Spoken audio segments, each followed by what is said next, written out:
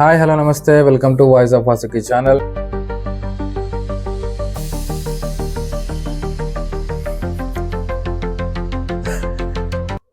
ఇప్పుడు నా ఫేస్ ఎలా ఉందో మీరందరూ వీడియో కూడా అంత సీరియస్గా చూస్తున్నారు. చిన్నప్పుడు మనందరం రోజుకి 400 సార్లు నవ్వుతామంట, పెద్ద అయ్యేసరికి అది 15 సార్లు పడిపోతుందంట. మిగిలిన 385 నవ్వులు కూడా తీసుకురావడానికి ఈరోజు video. Welcome to our channel, let's begin the show.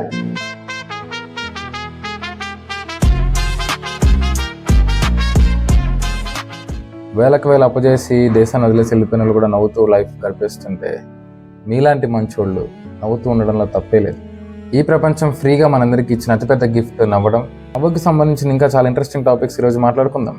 ఒకప్పుడు మనిషి సేఫ్టీగా ఉండడానికి స్ట్రాంగ్ సిగ్నల్ లాగా నవ్వును వాడుకునేవాడంట. అంటే చెట్టో పుట్టో కదిలితే అది జంతువు ఏమో అని తన మిగతా వాళ్ళందరూ భయపడుతూ ఉంటే ప్రమాదం ఏది లేదు అని తెలుసుకున్న తర్వాత గట్టిగా నవ్వేవాడంట. సో నవ్వు అనేది మనం ఒక సేఫ్టీ జోన్లో ఉన్నాం అని చెప్పడానికి బ్రెయిన్ ఇచ్చే డైరెక్ట్ సిగ్నల్. నిజం చెప్పండి, మనస్ఫూర్తిగా నవ్వుకుని ఎన్ని రోజులైంది? నిజానికి నవ్వడానికి మనం ఈ రీజన్స్ వెతికే సిచ్యువేషన్కి వచ్చేసాం. కానీ బాధపడడానికి, ఏడవడానికి, టెన్షన్ పడడానికి మాత్రం అసలు రీజన్ అడగకుండానే టెన్షన్ పడిపోతున్నాం, బాధపడుతున్నాం, ఏడ్చేస్తున్నాం. ఏడ్చేసిన తర్వాత ఎందుకు ఏడ్చామో తెలియకుండా అందుకోసం మళ్ళీ ఏడుస్తున్నాం. అలాంటి టెన్షన్స్ అన్ని మర్చిపోయి ఈ వీడియో ఒక్కసారి నవ్వించినా మన ఈ సిరీస్ సక్సెస్ అయినట్టే. ఈ పాయింట్ని చూస్ చేసుకోవడానికి రీజన్ కూడా మీరందరూ హ్యాపీగా నవ్వుతుండడం మాత్రమే. Let's come together and have fun. నవ్వు అంటే కేవలం పెదాలు కదిలించడం కాదు, మన లోపల నుంచి వచ్చే ఒక ఎనర్జీ బూస్ట్ లాంటిది. సైన్స్ దీని గురించి ఏం చెప్తుందంటే, మనం నవ్వినప్పుడల్లా మన మైండ్లో ఎండార్ఫిన్స్ అనే హ్యాపీ హార్మోన్స్ రిలీజ్ అవుతాయి. దానివల్ల మనం కొత్త ఎనర్జీ పొందినట్టు ఫీల్ అవుతాం. అందుకే మళ్ళీ నవ్వడానికి ట్రై చేస్తాం. అంటే ఏ రీజన్ లేకుండా రేలంగ మావిలాగా రోజంతా నవ్వుతుండడం మన ఇంటెన్షన్ కాదు.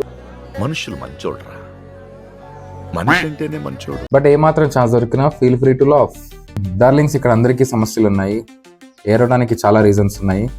కానీ ఏడుస్తూ కూర్చుంటే సమస్యలు సాల్వ్ అయిపోవు. అలా నవ్వుతూ ఉంటే కూడా సమస్యలు సాల్వ్ అవుతావు. కానీ నవ్వుతూ ఉండే మనిషి ఆ ప్రాబ్లం సాల్వ్ చేయడానికి ఏదో ఒక సొల్యూషన్ ఖచ్చితంగా కనుక్కుంటాడు. ఇప్పుడు ఏడుస్తూ కూర్చున్న వాళ్ళకి కొంచెం దూరంగా ఉంటే బెటర్ ఏమో అని నా చిన్న సజెషన్.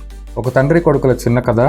తండ్రి ఎప్పుడు సీరియస్గా ఉండి కోపంగా ఉంటూ టెన్షన్గా ఫీల్ అవుతూ ఉంటే కొడుకు వెళ్ళి తండ్రిని అడిగాడంట, ఎందుకు నాన్న ఎప్పుడు సీరియస్గా ఉంటావు అని. నవ్వుతూ కూర్చుంటే పనులు ఎవరో ఇక్కడ టెన్షన్స్ ఉంటాయి, పెద్దయ్యాక నీకు కూడా తెలుస్తుందిలే అన్నాడు. కొంచెం పెద్దగా అయిన తర్వాత వాళ్ళ కొడుకు ఒకరోజు రిపోర్ట్ కార్డ్ తీసుకుని వాళ్ళ ఫాదర్కి ఇచ్చాడు. అన్నిట్లో ఫస్ట్ క్లాస్లో పాస్ అయ్యావు కదరా, అయినా మొహం ఎందుకు అంత సీరియస్గా పెట్టావు అని అంటే, నవ్వుతూ కూర్చుంటే పనులే కాదు నాన్న, మార్కులు కూడా రావు కదా అన్నాడు. కొడుకు ఇచ్చిన షాక్ ఏం చెప్పాలో అర్థం కాక సైలెంట్గా అక్కడి నుంచి వాళ్ళ నాన్న వెళ్ళిపోయాడు. బేసిక్గా ఈ కథ ద్వారా నేను ఏం చెప్పాలనుకుంటున్నా అంటే, టెన్షన్స్ ఉన్నప్పుడు, కష్టాలు ఉన్నప్పుడు, ప్రాబ్లమ్స్ ఉన్నప్పుడు బాధ అనిపిస్తుంది. అలాంటి బాధల్ని తప్పించుకోవడానికే ఈ నేచర్ మనకి ఇచ్చిన అతిపెద్ద వెపన్ నవ్వు. కొంచెం కష్టమే, కానీ వెతకండి. కొంతమంది ఉంటారు, ఎంత కష్టం వచ్చినా నవ్వుతూ ఆ కష్టాన్ని దాటేస్తారు. మీ లైఫ్లో కూడా ఖచ్చితంగా అలాంటి ఎవరో ఒకళ్ళు ఉంటారు. ఒక్కసారి వాళ్ళ మొహాన్ని గుర్తు తెచ్చుకోండి, ఆటోమేటిక్గా అదే నవ్వు మీ మొహం మీద కూడా అనిపిస్తుంది. మాటం లేకుండా, ఇబ్బంది పడకుండా, ఎవరు అడగకుండా ఒకరికొకరు ఇచ్చుకునే అతిపెద్ద గిఫ్ట్ ఏదైనా ఉందంటే నవ్వు మాత్రమే. ఏడుస్తూ ఉన్న మొహం కన్నా నవ్వుతూ ఉన్న ఫేస్ కొంచెం బెటర్గా ఉంటుంది. కాబట్టి ఫర్ ఎగ్జాంపుల్, మనకి మన ముందు జనరేషన్స్కి అన్లిమిటెడ్ లాఫ్ని, అన్లిమిటెడ్ ఫన్ని క్రియేట్ చేసిన ది బెస్ట్ డైరెక్టర్ జంధ్యాల గారి సినిమాలో తీసుకోండి. అందులో అహనా పెళ్ళంట అనే సినిమా ఉంటుంది. ఎవరైనా మిస్ అయితే యూట్యూబ్లో ఉంది, చూసేసేయండి ఫస్ట్. ది లెజెండరీ యాక్టర్ కోట శ్రీనివాసరావు గారు కోడిని ముందు వేలాడదీస్తూ అన్నం తింటూ ఉంటాడు. ఈ ఫీల్స్ లైక్ ఈ హ్యావింగ్ దట్ చికెన్. మనం కూడా మన ప్రాబ్లమ్స్ని బయటపెట్టి కాసేపు అబ్జర్వ్ చేద్దాం. 99.99% ఆ ప్రాబ్లమ్కి సొల్యూషన్ మనకి అప్పుడే అర్థమైపోతుంది. సో ఈ ప్రాబ్లమ్ కూడా నవ్వుతూ దాటేద్దామని ఆటోమేటిక్గా మనకే అనిపిస్తుంది. ఇది ఖచ్చితంగా వర్కౌట్ అవుతుంది, ట్రై చేయండి. ఇందాక అన్నట్టు చిన్నపిల్లలుగా ఉన్నప్పుడు 350 నుంచి 400 సార్లు ఒక రోజుకి నవ్వుతారంట. పెద్ద అయ్యేసరికి 15 నుంచి 20 సార్లు పడిపోతుందంట. ప్రతిరోజు వదిలేసిన 350 నవ్వుల్ని వెనక్కి తెచ్చుకోవడానికి ట్రై చేయండి. మరి 300 సార్లు నవ్వకపోయినా రోజుకు 100 సార్లు నవ్వినా will be a happy person.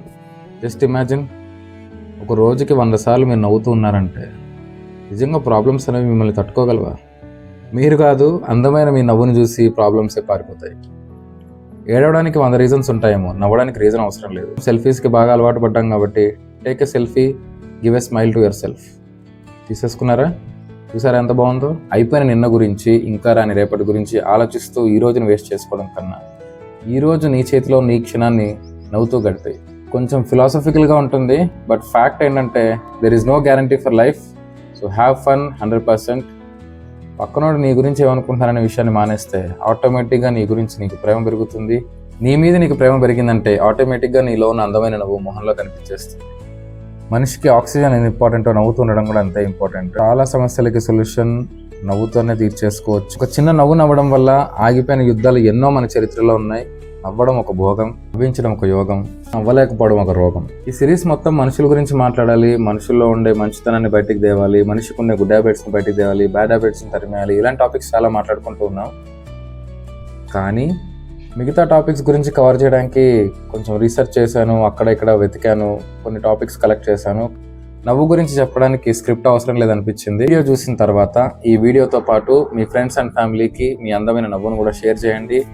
Content నచ్చితే లైక్ చేయండి. మన ఈ సిరీస్లో ఉండే వీడియోస్ని షేర్ చేయండి. ఎప్పుడు హ్యాపీగా ఉండండి. ఎప్పుడు మీ హ్యాపీనెస్ని కోరుకునే ప్రాసెస్లో ఈ వీడియో ద్వారా కూడా మీకు మంచి కంటెంట్ని షేర్ చేశాను అనుకుంటున్నాను. మరొక మంచి వీడియోతో మళ్ళీ కలుద్దాం. జై హింద్.